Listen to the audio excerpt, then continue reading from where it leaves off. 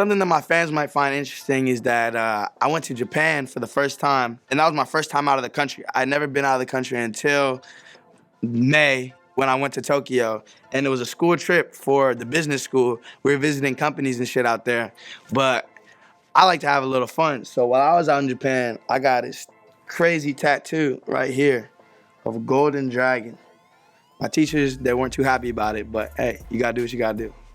Another thing fans might not know about me is that I used to do commercial acting when I was a kid. You probably might have seen me in a Lunchables commercial, Blue Diamond Almonds, Honda, Toyota, all that good stuff. I had a huge afro, and like all the casting directors loved it just because like there was nobody else really that looked like me at the time. One of the most memorable commercials I did was with Cameron Boyce, rest in peace. It was for Lunchables, and it was at like SeaWorld or like Six Flags or something like that. And they had this like sea lion go or and come up and do its thing and like splash all of us, and that was just, it was a crazy day. I say like the top 3 artists that influenced me are Kanye West, T-Pain, and Michael Jackson, because these were all people that I listened to growing up, and I think like the artists that you listen to growing up in your formative years, that's who's gonna have the most impact on you. And all these artists have had impact on a lot of other artists that I look up to too. So it's like, if you go up the family tree or whatever, it's like these 3 did it the most for me. And I say it's Michael Jackson just because he was an all-around superstar, and his voice, it was his voice and the tone of his voice and the songs that he wrote that were so powerful, and that he was able to have a global impact. You know, he was a global superstar, a global pop star, a global rock star, whatever you want to call it. It wasn't just limited to the region that he was from or the country he was from, and that's something that I aim to do with my music. Kanye West, just because he knows how to step outside the box, and he doesn't give a fuck what anybody thinks about him, whether it's for his own benefit or is detrimental to him. He's just gonna do whatever he thinks is right.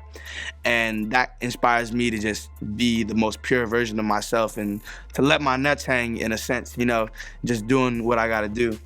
And T-Pain, just because on like the music side, he was also able to step out of the box again and do things that, he was a trendsetter, you know. People were hating on autotune, saying, oh, you have to use autotune, you can't really sing, rather than seeing it as a tool for what it is. And he's inspired my song a lot just because he had those club bangers and those feel-good songs, and that's the type of music that I want to make. Outside of like hip-hop, I listen to, it's more about the songs for me than any particular artist. Like I was like saying, Tame Impala, Billie Eilish, Dominic Fike, Weezer, even the 1975. They did a song with Travis, Don't Play, like 4 years ago, and now they're huge in their own regard. I like J Balvin and Bad Bunny too. Just that whole like Latin kind of crossover music is going crazy right now, and I'm personally a big fan of it. Frank Ocean, he's a genius. Black Eyed Peas for that nostalgia. Yeah, that's pretty much it.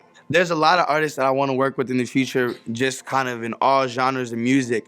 I say like out of hip hop, rappers that I fuck with super tough. Kanye West, of course, one of my idols. T-Pain, of course, one of my idols. A Boogie, Sway Lee, definitely like 03 Greedo. Once he gets out, we need to get something in.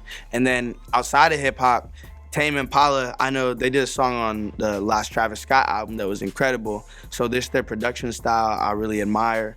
Billie Eilish as well. She's killing it right now, killing the game. You know my Instagram, I said it earlier in the video. Hit me up if you're watching. Dominic Fike too, he signed to Columbia too, so that's very possible in the future. But he just makes dope music. Any people that are pushing the envelope and pushing the culture forward in a different direction and creating their own world, I want to participate that. I want to collaborate with that.